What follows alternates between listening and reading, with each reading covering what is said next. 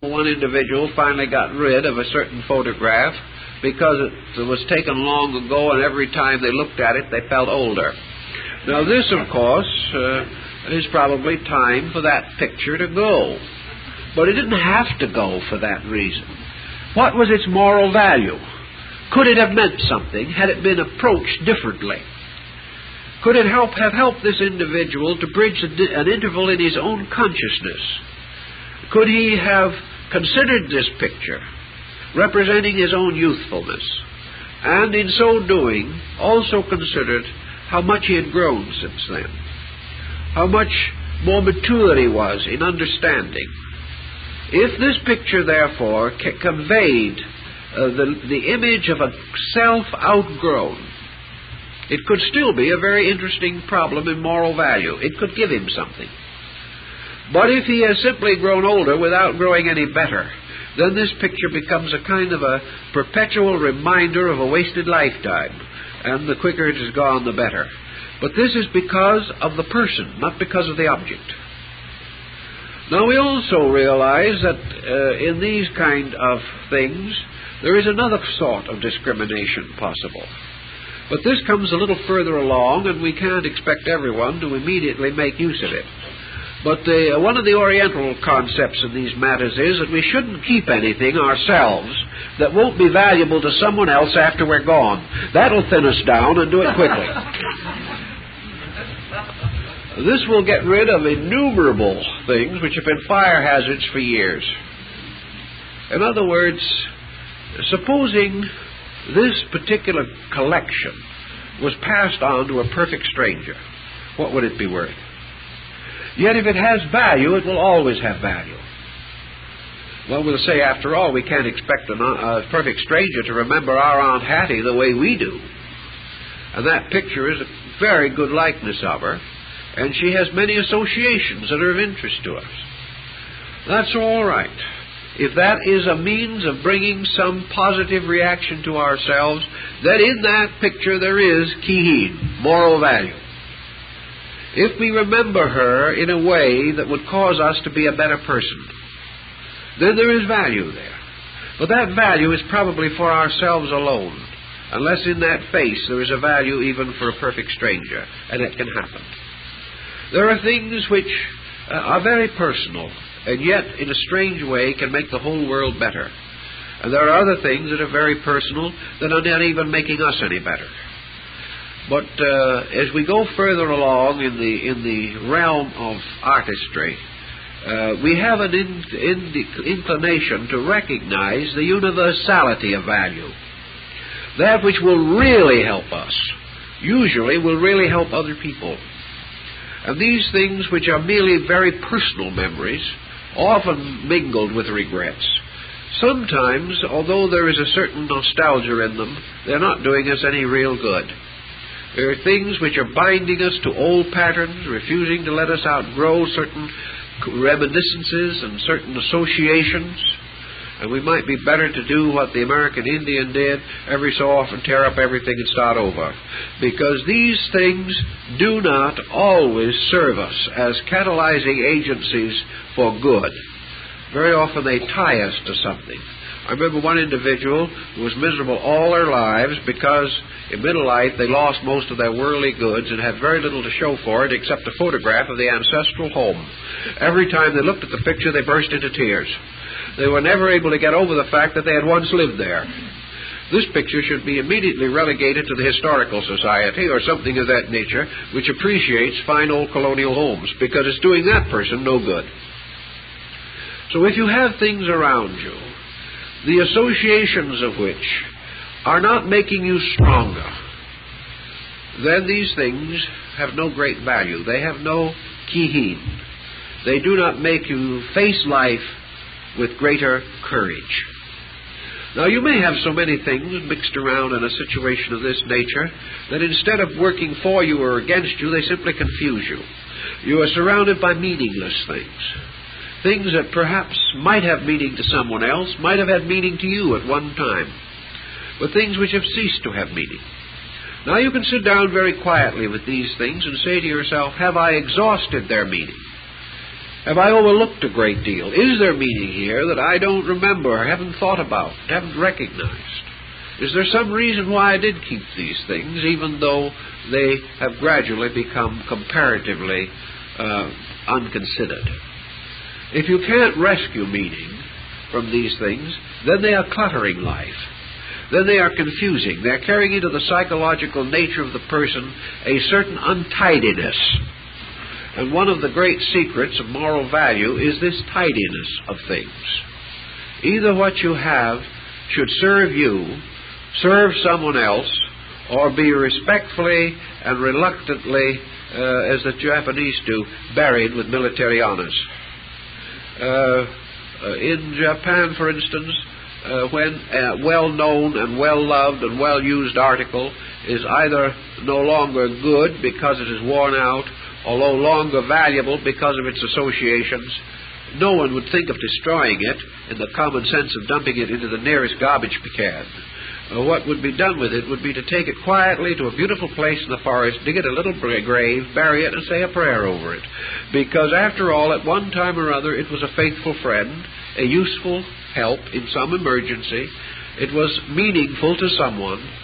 And in those countries in old days, they never even threw away a newspaper, because a newspaper had at least given them a message that might be important to them and was entitled to dignified burial.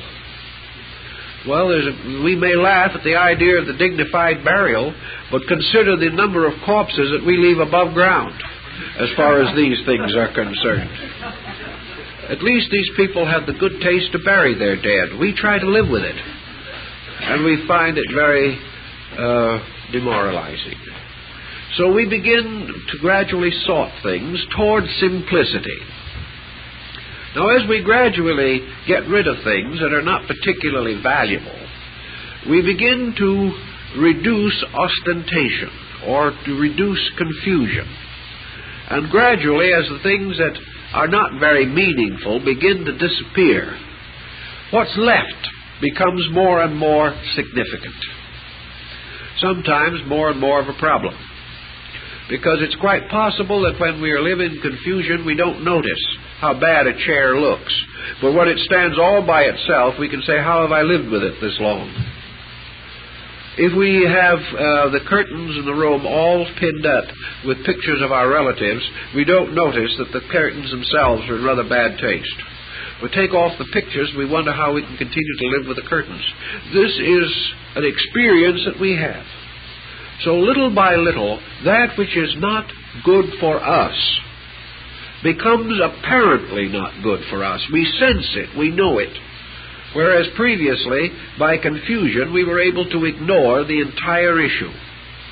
But we can never ignore the psychological effect of these things upon ourselves.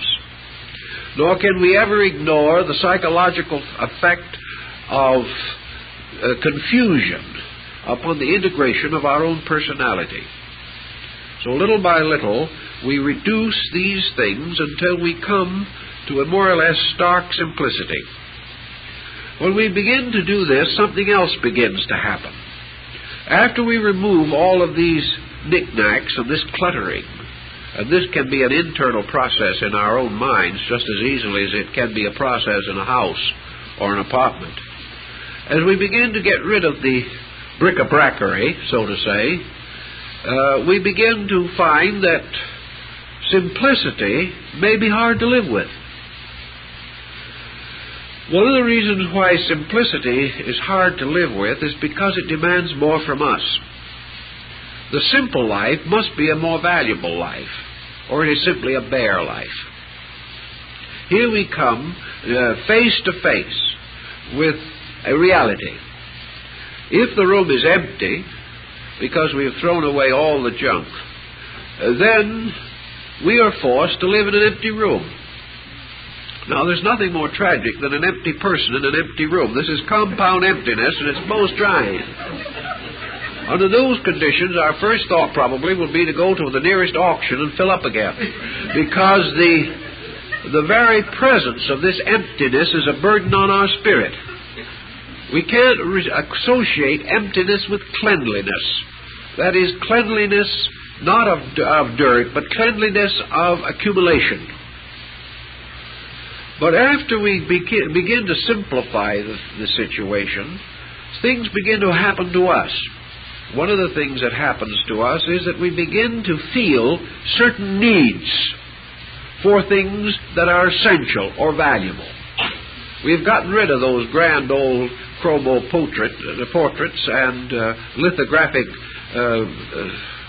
we'll say, landscapes that once ornamented our walls. They were pretty bad to start with. We didn't mind them as long as they were mixed in with 1,000 other things, but when they were all by themselves, we couldn't stand them any longer, so we got rid of them. Now we have empty walls. Well, most people are not quite ready for the entirely empty wall yet. That is an asceticism that gradually changes a home into a monastery, and that is not the idea. But now we begin to think in terms of what would we want to put on that wall. What now would make this place, this house we live in, warmer and better and closer to an expression of ourselves? In olden times, it was very hard for Western man to get self-expression because he inherited too much. He got all the family heirlooms, and he was a traitor if he destroyed one of them. He kept them carefully to pass on to his descendants, and by the third generation, someone had the courage to throw them out, but not him.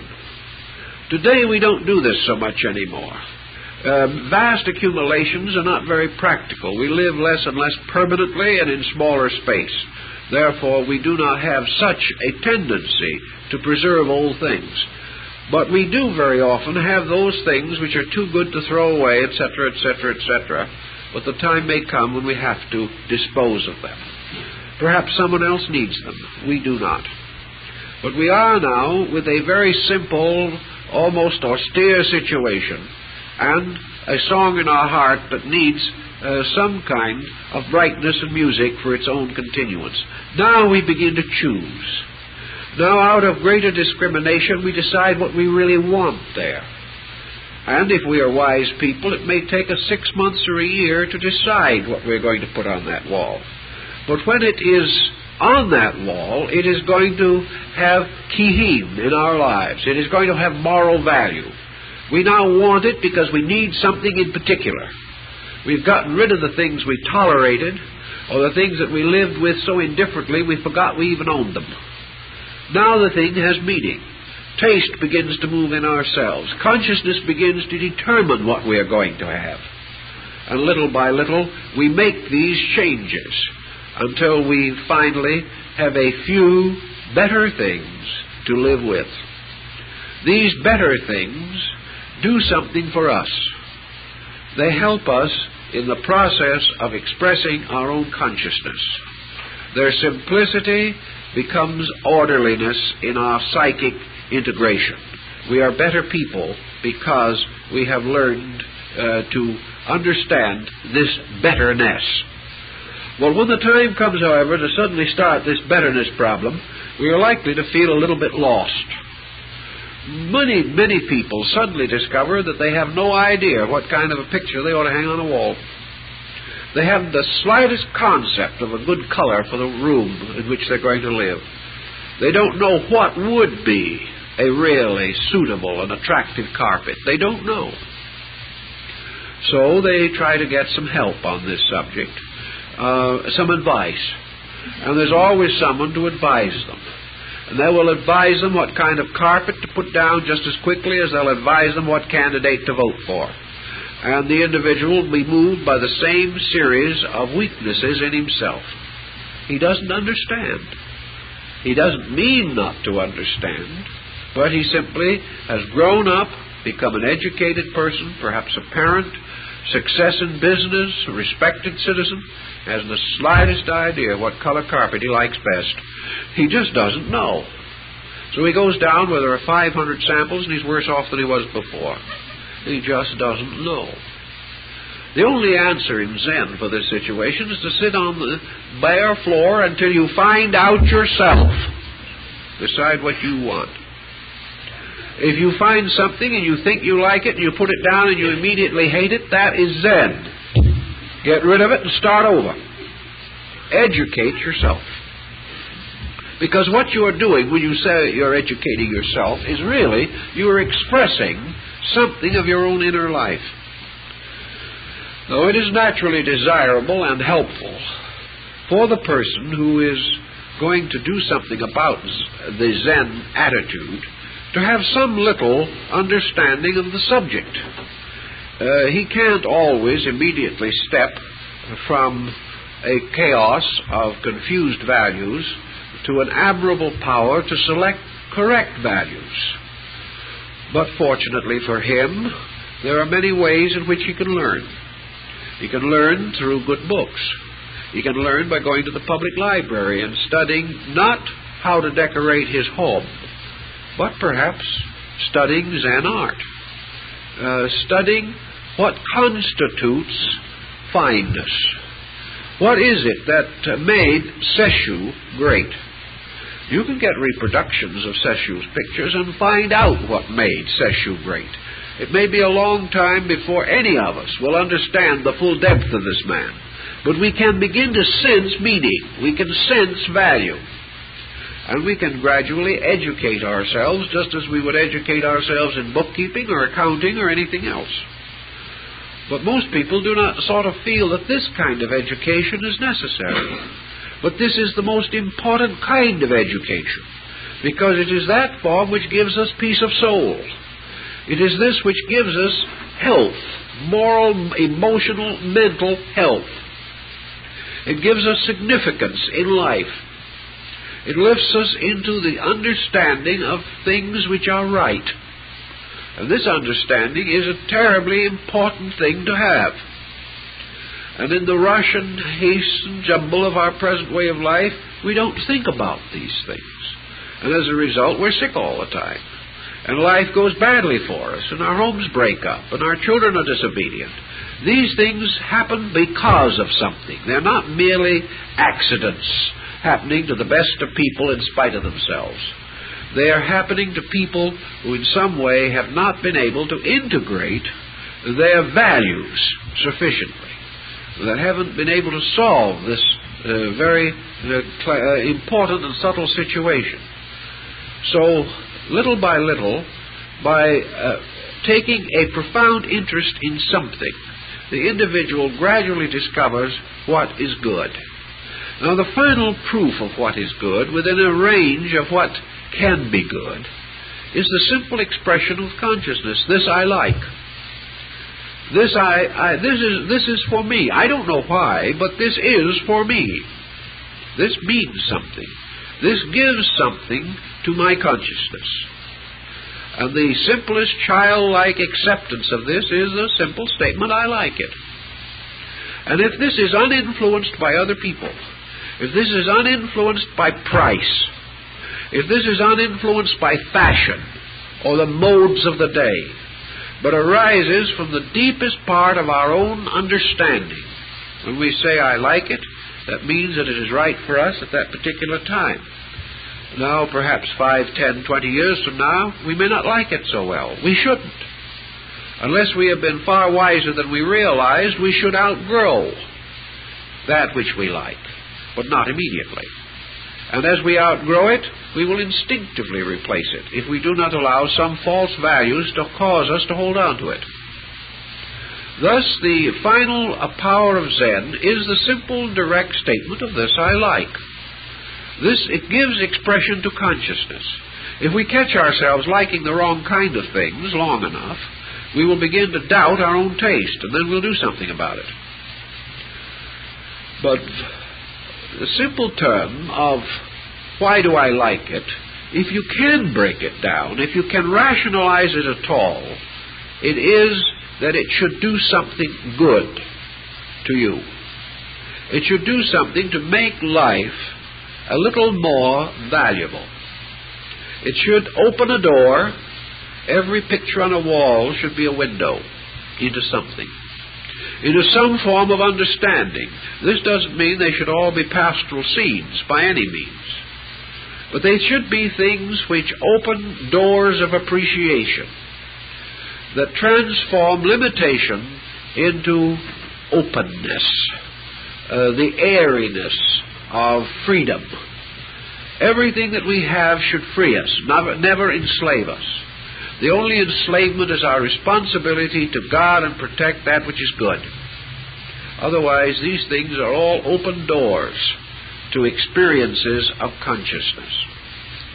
You will find this type of philosophy keeps things rather simple. It saves us a lot of money in the long run, because it prevents us from accumulating things which we will never really want.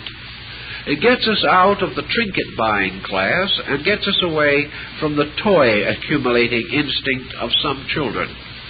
It begins to be something valuable and something important. Now, usefulness is a value. Usefulness is a moral value. Therefore, there are many things that we have to own or possess that we need because we use them. Zen would never for a moment recommend that the individual not make proper use of those things which are necessary for him. And in our way of life, necessities reach out into fields of luxuries that our forefathers never knew. This means, perhaps, that we now include certain luxuries among necessities. If this is true, there is no effort to take them away from us. The problem, however, always is to try to reduce these things to their minimum. Always recognizing that we become servants of anything we possess that we do not use. That we become servants of things which require more care to maintain than this good which they provide. And because we are status-seeking people, and because our image is influenced by our possessions, many individuals become hopelessly overburdened in an effort to appear to be prosperous. This is not the answer to any essential value whatever. In the problems of things necessary, there is also moral value, because these things necessary teach us. Every device and contrivance that we have is based upon a principle of some kind. This principle can be important. It can be instructive. It can be valuable. Also, all conveniences that we have are time or labor savers, at least theoretically. Consequently, they are protecting our time allotments. They are protecting our energy reserves. Therefore, in turn, they provide us with greater opportunity. Conveniences are only instruments of liberation. They are only valuable because they enable us to have more time for important activity. The individual who fills their home with every labor-saving device that they have develops by this means a considerable amount of leisure and spends his entire leisure watching television is really caught in a vicious situation. He has bought the leisure, he has paid for it. He has surrounded himself with means of labor saving, but he has no understanding, no spirit of kihin to help him to do something with the time and energy he has saved. So Zen comes in with a very important thought, namely that the automatic dishwasher is of really no value unless it frees the person to do something more important than wash dishes. Now it is not the purpose of the dishwasher merely to save labor. Its purpose is to free human consciousness to grow. And if the consciousness doesn't grow, the whole project is a dismal failure. I remember some years ago, a well-known family had a Japanese houseboy. This young man was a master flower arranger, and he was also a master of a number of related Oriental arts. One day the family came home and found all of the important and expensive gadgets out on the back, in the backyard, stacked around the trash can. It was a very bad moment for the family. And they immediately got all ready to throw the Japanese houseboy out on his ear. He blandly was, when they asked him why he had thrown all their best dishwashers and all their coffee makers and toasters and washing machines and everything and pile them up for the garbage man to take away, he very blandly replied he might as well, because they didn't mean anything anyway. The people had had all these things for years and still wasted all their time, so they might just as well throw them out and work, because they weren't good for anything else. Obviously, the young Japanese houseboy found new employment soon after, but he made a point which these people simply were not big enough to see. He was trying, in a fine, gentle, Zen manner, to relieve them of certain mistakes and express the facts of life. But this is a situation that nearly all Western man faces. The tremendous increase of conveniences and commodities and the attendant rise in delinquency from the inability to use time. There is absolutely no reason why we should have all these devices if the free time is going to be spent in worry. And lots of it is. Or if as a result of all these devices we have 2 hours with which to gather with our neighbors and analyze how long it'll be before the first bomb falls. There's no use in having devices under such conditions. Devices, all forms of so-called conveniences, are created to help man to have more opportunity to be human, to get away from certain drudgeries which afflicted him in the past, but which, by the way, usually kept him healthy, and into a state of consciousness in which he could grow more rapidly. So our Zen concept comes in here and says that probably the heaviest responsibility we assume is that which comes as a result of buying this time and then wasting it. Keehan also tells us something about the moral value of time. It tells us how, in one way or another, we should use this important commodity. Time, actually, even in the Zen philosophy, should be enjoyable. There's nothing in Zen that tells us that we have to spend all our spare time sitting in meditation with our eyes crossed, gazing at the point of our noses. This is not the Zen way of life. Certainly they enjoy meditation and the contemplative existence, but this is because they enjoy it and not because it is a terrible hardship wished upon them. The purpose of time in Zen is to have a certain enthusiasm about it. There's a very interesting picture among the drawings of the Japanese artist Hokusai, a series of drawings called Views of Mount Fuji. And it's a whole album of nothing but pictures of this mountain from every conceivable angle and with every conceivable property added to make it a more interesting and dynamic scene. In one of these scenes, Hokusai himself, apparently, has opened the shutters of a circular window in his studio, is looking out and is seeing Fuji in the group of clouds out against the horizon. The old man is sitting with his arms over his head. He is just in a state of ecstasy. He is practically reaching out, grabbing for the mountain. He has never been so happy in his life. At that moment the light was just right, and he had this magnificent view of the mountain, and he was perfectly entranced. He was almost in an ecstasy of pleasure over this wonderful thing he was looking at. He was enjoying himself. He was not under some terrible compulsion in which he had to be good or had to see something out there. He loved it. It was his mountain. It was the thing that meant a great deal to him. The arrangement of light and cloud had made it particularly beautiful at that moment, and he was supremely happy. And Zen has this purpose of giving us a certain amount of happiness, to make us enjoy life perhaps more than we've ever enjoyed it before, because we do not destroy happiness by our own attitudes. Thus, in using time in the Zen concept, we use it to enjoy that which is good. We find the tremendous joy of things that are not even costly.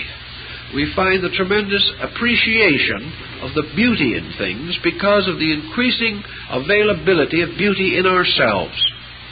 Thus Zen lives in a rather pleasant world, a world in which We are more cheerful, more contented, more optimistic than we could possibly be under the pressures with which we generally burden ourselves.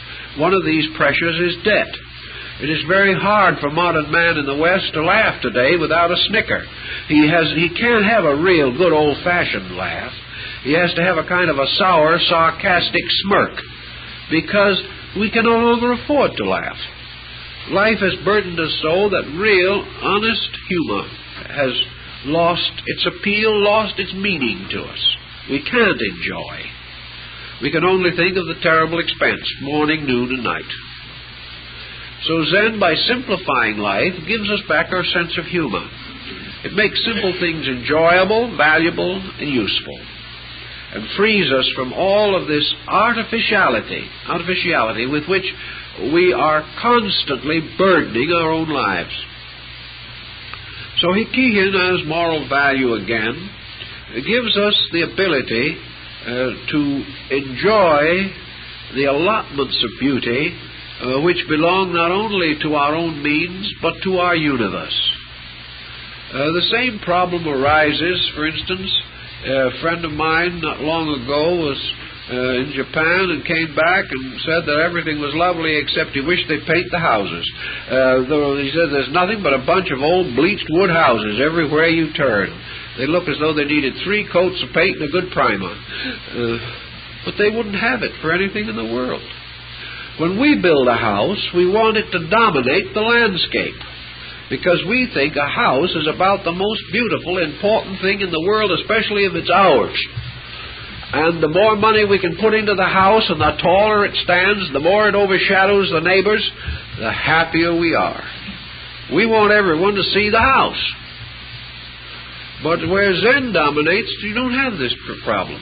Therefore, you also escape from the whole problem of keeping up with the Joneses, which has been worrying us to death for the last 100 years. Actually, the Zen believer, not necessarily a monastic person, just one in whose heart the Zen doctrine is affecting his way of life to some degree, his first thought is, let's not mutilate the scenery. After all, I can't build anything that is beautiful as the tree I'm going to have to cut down to put the house there. Or if I've got a nice little glade here with some beautiful trees and some rocks in the background and a nice mountain coming up in the rear, and here is a lovely stretch of lawn and a little pool and some rocks and some iris, well, what do I want to put a house there for? All I'm going to do is mutilate this thing. Oh, it's going to be much less beautiful than it would be if I didn't put a house there, but unfortunately I have to live. Therefore I'm going to put the house there, but it's going to be as unnoticeable as possible. It's going to retire. It's going to be in those trees and not dominate them. The trees are still going to dominate. And perhaps a nice rustic little house with those trees isn't going to look so badly. It won't make the trees particularly unpleasant to look at. But no one would imagine that against this beautiful foliage, against this wonderful background perhaps of ancient cryptomeria or something of that nature, someone is going to put a turquoise blue house with a fine white edging. This just isn't imaginable to these people. The beautiful thing is to live as close to that which is the source of beauty, which is life itself. That actually in Zen, the universe itself is so magnificent that the duty of man is to become a kind of gardener, to take care of it, to make certain that it retains its charm, to prevent perhaps a certain wildness from overwhelming things, just to control but never to destroy, just to direct, never to frustrate. So as a result, my friend thought that all the houses needed a coat of paint, simply because it didn't occur to him that these people didn't want a coat of paint. And in speaking of that type of thing, their own little way of building is peculiarly appropriate to their country. Perhaps wouldn't work here at all. Perhaps we are going to be the proud possessors of the mansions for a long time, and they're going to disturb the scenery, and they're going to be next to each other, and no two are going to match architecturally, and we're going to live in a mild headache as a result. That may be the way we have to do it, but it's nothing to be particularly proud of or glad about. It simply shows some way the lack of this maturity. Maturity that means a great deal when we have to face a mature way of life. We are gradually growing up as a people, and barring acts of providence, we will continue to grow up until we ultimately mature. And as we grow older, we are going to face the problems of maturity. And as we face these problems, we're going to realize that we can only face them if we are mature ourselves. The day of the perpetual adolescent is disappearing. The responsibilities of existence are growing heavier every day. The average individual is not making the necessary adjustments to accept a new way of life that is coming upon us and is inevitably here to stay. In order to meet this new way of life without shock, without stress, without pain, without tragedy, we must move ourselves. We must adjust to something more mature. Well, what is there more mature than man that he can adjust to?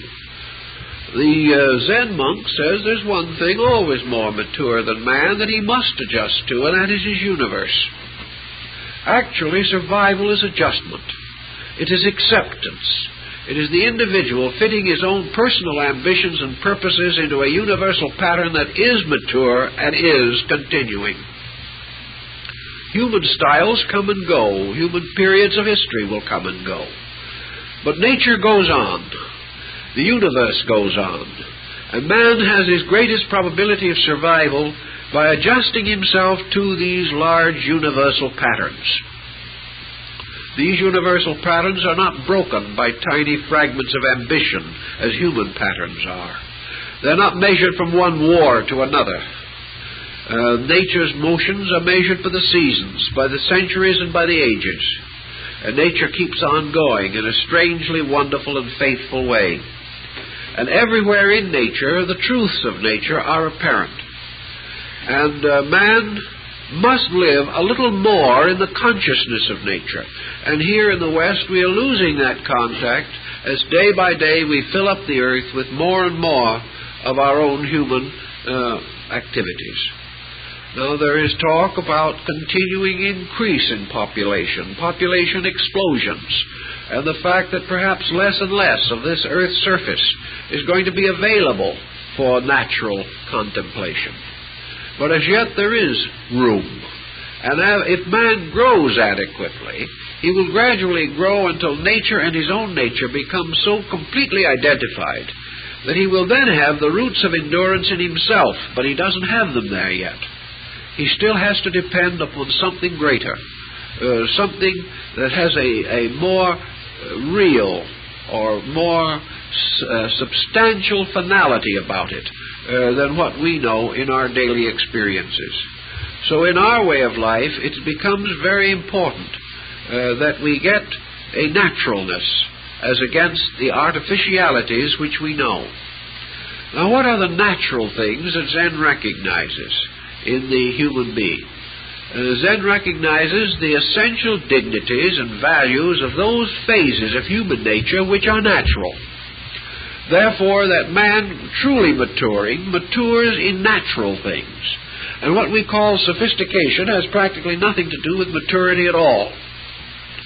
Our idea of maturity, which is a gradual overwhelming of nature, has no place in Zen philosophy.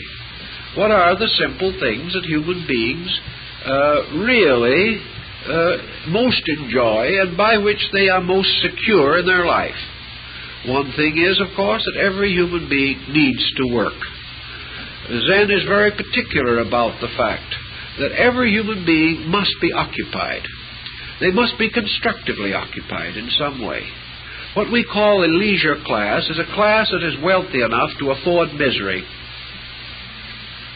Any individual who thinks in terms of leisure, thinks in terms of pain, whether he knows it or not. Leisure, actually, to the Oriental, Chinese, even the Hindu, more or less feels the same way about this. Leisure is nothing more or less than time which is set aside to purposes that are peculiarly and uniquely our own. Leisure is therefore an opportunity for a special kind of work, but never an opportunity to do nothing. So man naturally wants to work. He must work in order to be healthy. He must work in order to be tired, to digest his food, to do the various simple things which maintain mental, emotional, and physical equilibrium. The person, therefore, who is able to afford not to work must also be able to afford the doctor's bill, because he will have it, inevitably. Work is therefore a sign of dignity. Leisure is not. Today we think of the person of leisure as the fortunate one, and that this is a status symbol of the greatest importance. The man who doesn't have to go to his office and can spend his day at the golf club is thereby a privileged person. Actually, this whole concept is wrong. Actually, the individual who has not experienced the privilege of labor has something to learn about the essential mystery of life. The second thing that all human beings need, second perhaps only to their work, is a certain basic companionship. We need friends. We need people with whom we can share, through whom we can express, to whom we can communicate. We need to have a few persons, at least, with whom we can indulge in a mature enjoyment of life. Therefore, true, honest, sincere friends are essential to the civilized state of man. These are not the type of friends who impose, who come to share their miseries. The true friend is the individual with whom there is communication. And this communication is only possible where there are mutual interests. So after perhaps labor is communication, is sharing. We also need to give. It is tremendously important for the individual to have some responsibility or activity which claims a large part of his own life. We find our lives by giving our lives to things that we regard as more important than ourselves. Therefore, a person without a mission of some nature, without a sense of value, a sense that something or someone is better because they live, a person lacking this lacks most of the value of an important life. Then a life must have beauty. A life must have its participation in the dignities of value. A life must have appreciation of that which is important and true and valuable. A life must have the sense of fulfillment. And a complete and well-balanced life must be a life in which that which nature has indicated as reasonable and proper for man has been fulfilled, never evaded. Consequently, any effort to escape normal and reasonable responsibility impoverishes life. If the person lives a normal life according to nature and according to the artistry of his own consciousness, he then has written his poem, for his poem is his life. He has composed great music, for this music is his own character. And he is an artist because he has artistically used the elements of his own opportunities to build together a magnificent painting of his career, of his value, of his meaning to other people. Zen on this basis simplifies things but takes away nothing that is essentially good. It tries to help people to strip away the things that do not mean anything. And as a result of that, to have liberated time. I know that our way of life is rather more complicated than theirs, and that even if we have time, we do not always know what to do with it. It doesn't seem that we can go out and do these simple, natural things that might make time otherwise a very pleasant and wonderful opportunity. But you cannot stop a man from growing if he's determined to grow. You cannot put so many obstacles in his way that he cannot improve himself if this is his determination. Therefore, if growth doesn't mean that we can do some of these things as directly and literally as might have been possible in the bamboo grove, it is still essential that we do develop a sense of internal moral artistry. And wherever we simplify life, we bring in value. We bring in improvement of self. We increase knowledge. We increase education. We share. We have more time for our children. We do things together more. We have also greater time for quiet meditation on these things which are meaningful and important to us.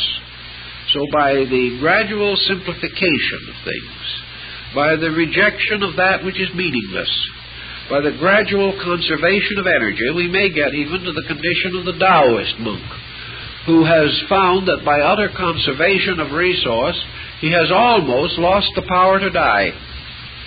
Because actually a large part of death is tension. There is no reason why the person of today cannot have a longer life than he normally expects to.